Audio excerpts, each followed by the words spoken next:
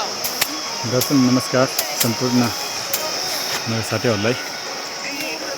गाउँले जिन्दगी यस्तै हजुर। हाम्रो यो वनपाखा घाँसदौरा गर्ने यही हो हाम्रो।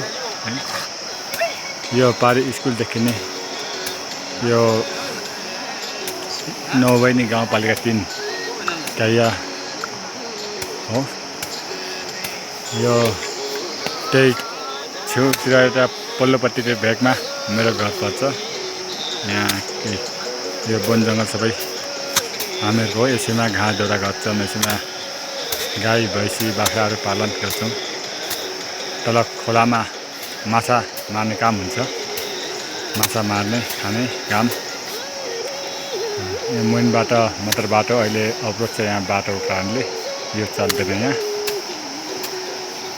अहिले बन्द छ। यहाँ उता बाटो पहिरो गएर ठुलो पहिरो गएको छ, त्यस कारणले अहिले यो बाटो अवरोध छ। अहिले हामी यहाँ यही वनपाखामा हुर्केर आज हामी अर्को देशको ठाउँतिर रोजगारको सिलसिलामा जाने क्रम छ।